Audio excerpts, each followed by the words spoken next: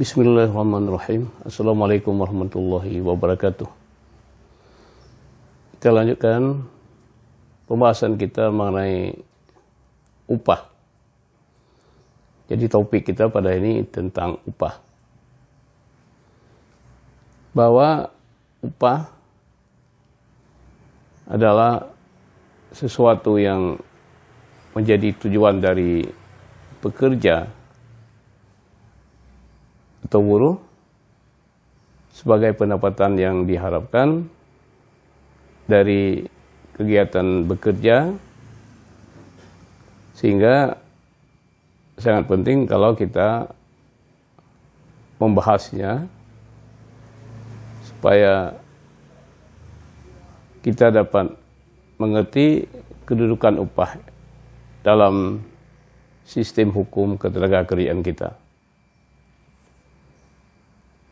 Jadi kalau secara definisi memang upah itu telah dirumuskan sebagai hak yang diterima oleh pekerja, buruh, atas pelaksanaan pekerjaannya. Jadi dengan definisi demikian, maka hak ini telah menjadi hak hukum, sehingga tidak perlu kita lagi mempersoalkan tentang kedudukan dari upah itu sendiri. Namun demikian, persoalan yang sering timbul menyangkut upah ini adalah bagaimana kebijakan upah itu diatur oleh pemerintah dan bagaimana kebijakan upah diatur oleh pemberi kerja, majikan atau pengusaha. Namun demikian, pengertian upah sendiri yang selama ini telah menjadi hak hukum bagi pekerja buruh tidak memadai, karena pendapatan yang diperoleh dari upah itu sering tidak mencukupi bagi pekerja biasa, kecuali pekerja dengan jabatan atau keahlian tertentu.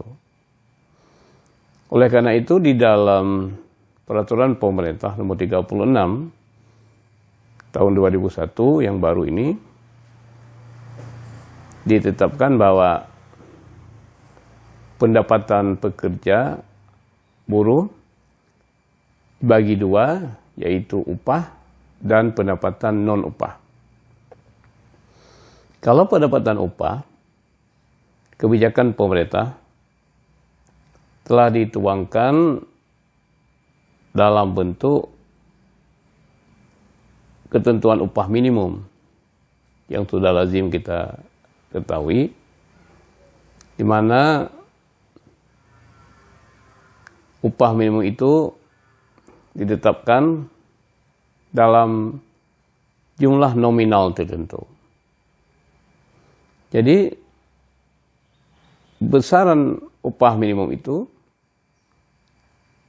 ditetapkan dalam bentuk angka rupiah yang menunjukkan upah nominal, sehingga selalu diperlukan penyesuaian dengan upah real. Apa yang dimaksud dengan upah real yang berbeda dengan upah nominal? Kalau tadi upah nominal adalah upah yang ditulis dalam bentuk rupiah, tetapi upah real adalah jumlah barang yang dapat diperoleh dengan upah tersebut. Jadi berapa banyak jumlah barang yang bisa kita beli, kita peroleh dengan menggunakan upah nominal itu disebut dengan upah real. Jadi realnya pada barangnya, pada bendanya, bukan pada angkanya. Karena angka-angka itu tentu tidak akan ada maknanya kalau tidak bisa dijadikan barang yang bisa dikonsumsikan. Nah, di dalam peraturan pemerintah nomor 36 ini, selain ketentuan mengenai upah ini juga disusun kebijakan mengenai pendapatan non upah yang terdiri dari bonus, dari insentif, dari tunjangan lain atau uang pengganti atau uang servis yang diberikan kepada para pekerja. Oleh karena itu, pada kesempatan ini cobalah kita pilah masalahnya dulu. Yang pertama yang menyangkut dengan hak hukum pekerja, hak hukum buruh itu yang memang sudah pasti bisa diperoleh karena telah mendapatkan dasar hukum yang kuat. Jadi ringkasnya, pendapatan pekerja yang telah menjadi hak hukum mereka adalah upah, dan yang kedua adalah tunjangan hari raya. Tunjangan hari raya, maksudnya hari raya keagamaan, ini telah ditetapkan juga sebagai hak hukum di dalam PP nomor 39 ini, sehingga majikan pemberi kerja wajib membayarnya. Jadi setiap pekerja berhak atas tunjangan hari raya ini.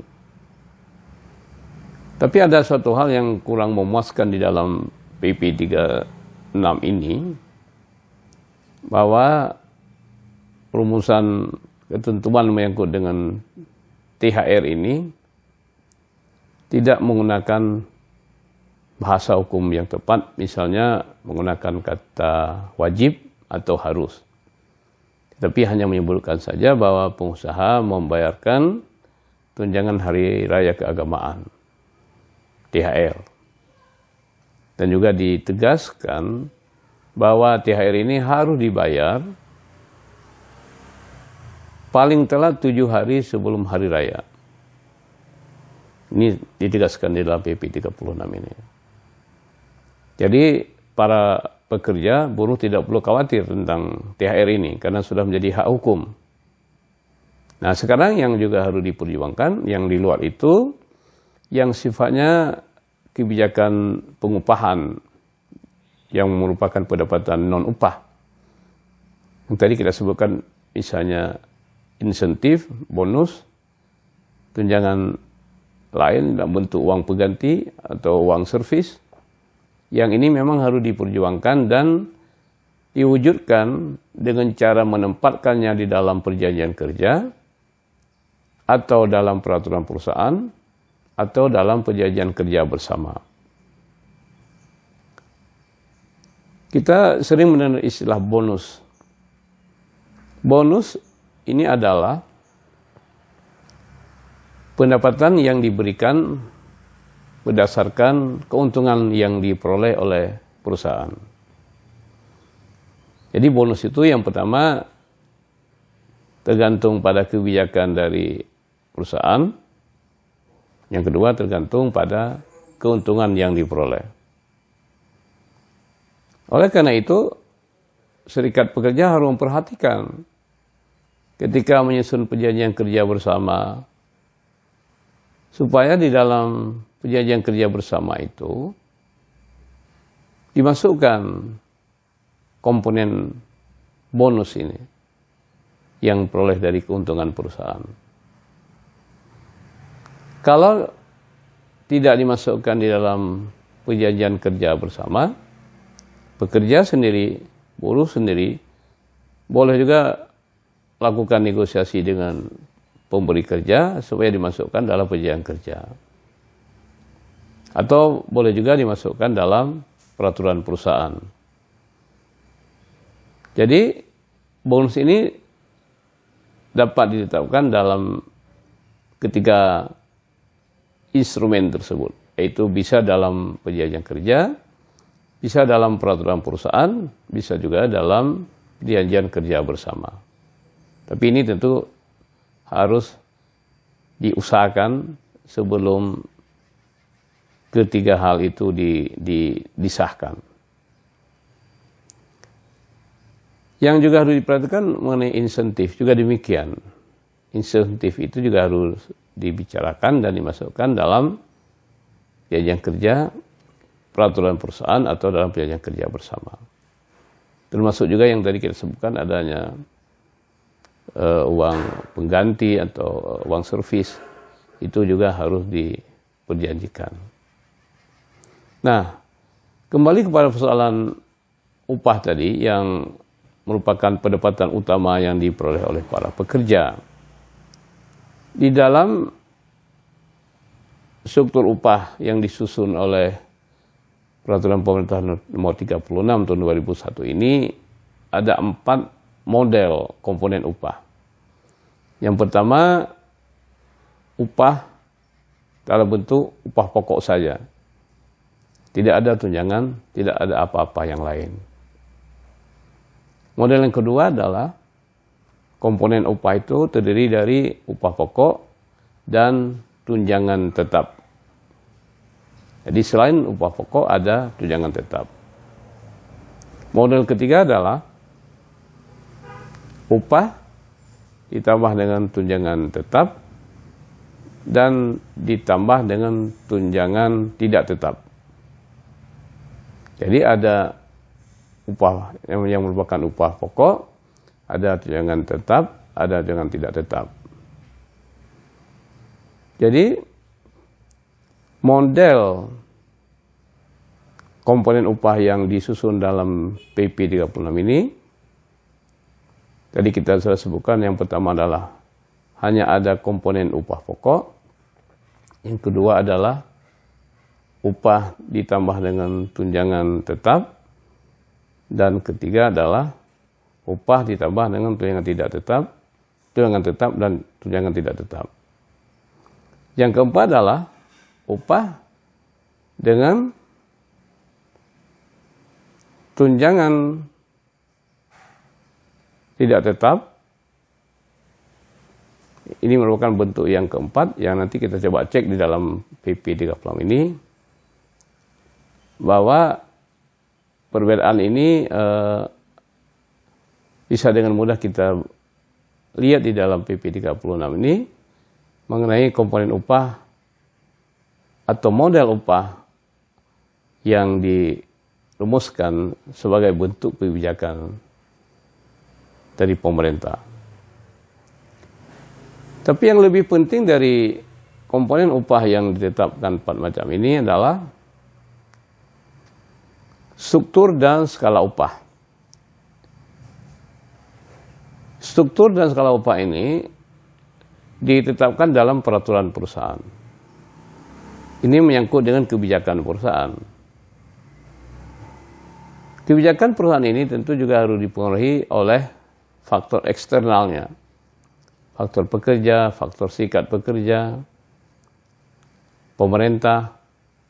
Jadi harus mendorong perusahaan untuk membuat skala upah yang manusiawi, menyusun struktur upah yang sesuai dengan sifat pekerjaan tersebut, sehingga saling menguntungkan.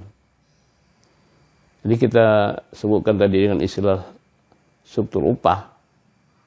Ini maksudnya adalah susunan peringkat upah itu mulai yang tertinggi sampai dengan yang terendah. Berapa upah yang tertinggi dan berapa upah yang terendah. Atau bisa juga sebaliknya, dimulai dari bawah, mulai upah terendah sampai dengan upah tertinggi. Ini sama saja.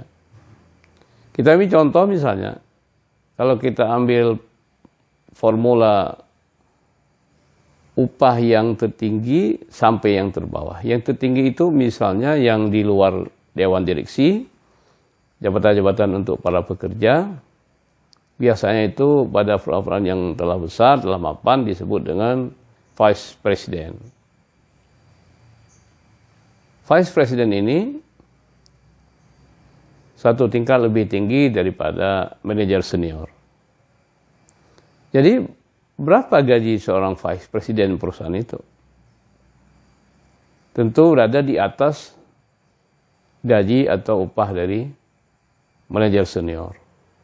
Kemudian gaji atau upah manajer senior ini tentu lebih tinggi daripada manajer biasa.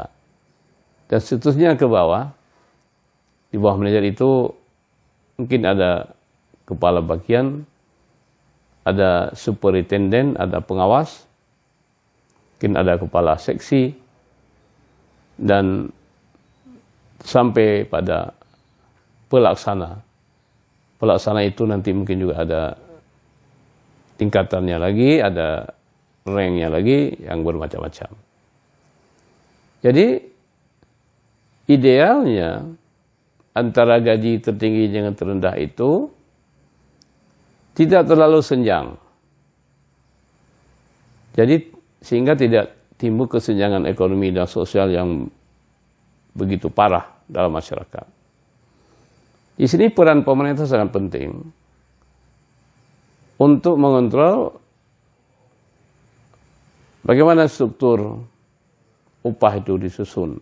Walaupun memang itu telah diberikan kebijakannya kepada masing-masing perusahaan.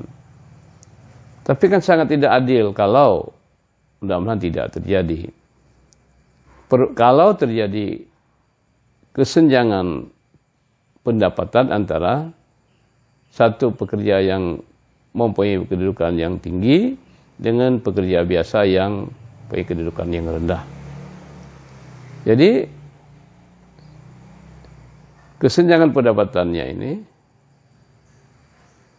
income gaps, ini tidak boleh terlalu jauh. Karena itu menimbulkan ketidakadilan. Jadi saya kira sangat penting bagi kita sebagai orang yang belajar di universitas untuk selalu memperhatikan masalah pendapatan yang diperoleh oleh pekerja ini supaya tidak menimbulkan kesenjangan sosial yang luar biasa. Nah, tentu kita tidak membahas tentang pendapat para ahli yang mereka punya pendapat masing-masing tentang berapa disparitas upah yang tertinggi dengan yang terendah. Jadi ini penting untuk kita jadikan perhatian, dan ini juga bukan hanya di universitas tapi juga di dalam berbagai kalangan masyarakat, terutama Dewan Pengupahan, para aktivis buruh, aktivis pekerja, serikat pekerja, supaya bisa memberikan kontribusi pemikiran sehingga tidak terjadi disparitas upah yang begitu tinggi yang dapat menimbulkan kesenjangan sosial. Yang kedua menyangkut skala upah, yaitu nilai yang ditetapkan secara absolut di dalam perjanjian kerja atau di dalam peraturan perusahaan atau dalam perjanjian kerja bersama. Ini terkait dengan upah real yang kita pernah sebut tadi. Artinya nilai yang disebutkan di dalam skala upah itu harus mencerminkan kecukupan untuk memperoleh barang-barang kebutuhan yang tidak boleh tidak harus dipenuhi oleh para pekerja, oleh buruh. Oleh karenanya, persoalan menyangkut dengan struktur upah dan skala upah ini tidak boleh kita serahkan 100% kepada perusahaan untuk mengaturnya tanpa mendapatkan masukan dari berbagai kalangan. Nah, ada hal lain yang diperhatikan menyangkut dengan penyusunan struktur dan skala upah ini, bahwa bukan tidak mungkin dalam manajemen perusahaan itu sering dikeluhkan adanya praktek yang menimbulkan ekonomi biaya tinggi, high cost ekonomi. Ekonomi biaya tinggi ini disebabkan adanya biaya-biaya yang dikeluarkan oleh perusahaan tanpa diperhitungkan sebelumnya, atau diperhitungkan tapi itu sudah sesuatu yang sifatnya terpaksa, bukan karena dasar pertimbangan yang bersifat adil. Artinya pertimbangan pengeluaran perusahaan itu disebabkan oleh aktivitas perusahaan yang memang mengharuskan perusahaan itu mengeluarkan biaya. Jadi dulu sering kita dengar istilah adanya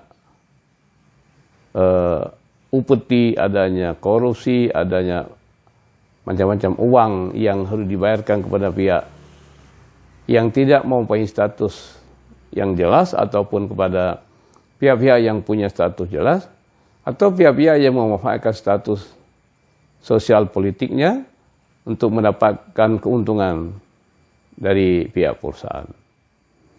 Nah, tentu ini akan sangat mengganggu rasa keadilan. Dan kita kenal bahwa dalam manajemen modern ini, bahwa perusahaan itu juga harus dikelola dengan cara yang transparan, sesuai dengan prinsip good corporate governance. Jadi kalau perusahaan itu bisa menerapkan prinsip good corporate governance, tentu dia harus bebas dari pembayaran atas pungutan liar, yang bahasa orang awam itu sering menyebutnya dengan pungli, pungutan liar. Jadi ini lebih baik uang ini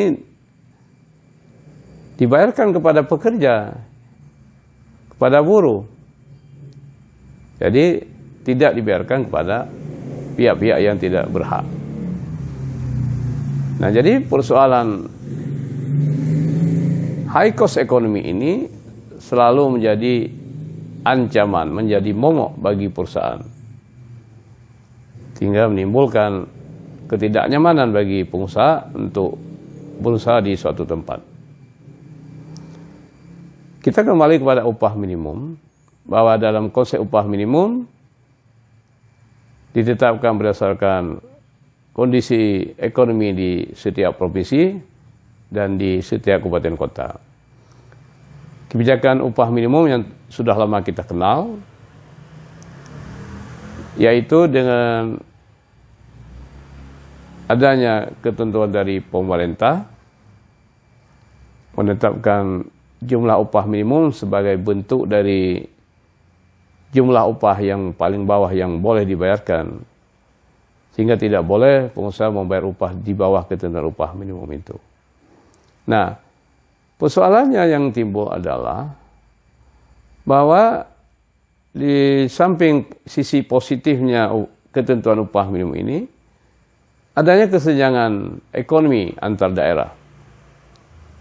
Kalau upah minimum provinsi atau upah minimum kabupaten kota didasarkan pada kondisi ekonomi daerah yang bersangkutan, tentu akan kita menemukan gap yang banyak sekali antara satu daerah dengan daerah lain, di mana kondisi ekonomi satu provinsi dengan provinsi lain itu bisa jauh berbeda, apalagi antara satu kabupaten dengan kabupaten lain, antara satu kota dengan kota yang lain.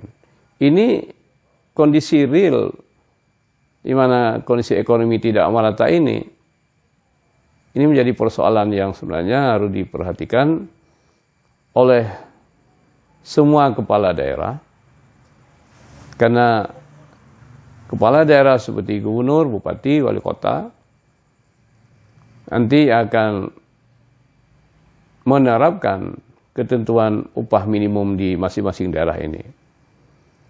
Jadi gubernur harus memperhatikan bagaimana peningkatan pertumbuhan ekonomi di daerah masing-masing, dan bagaimana mengatasi kesenjangan ekonomi antar kabupaten. Jadi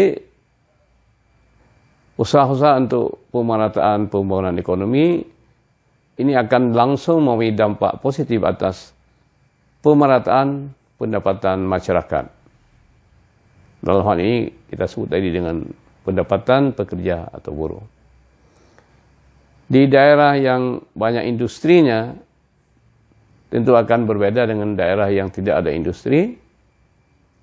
Di daerah yang banyak kebun-kebun yang menghasilkan komoditas pertanian akan berbeda dengan daerah yang tidak punya kebun sehingga tidak menghasilkan komoditas pertanian.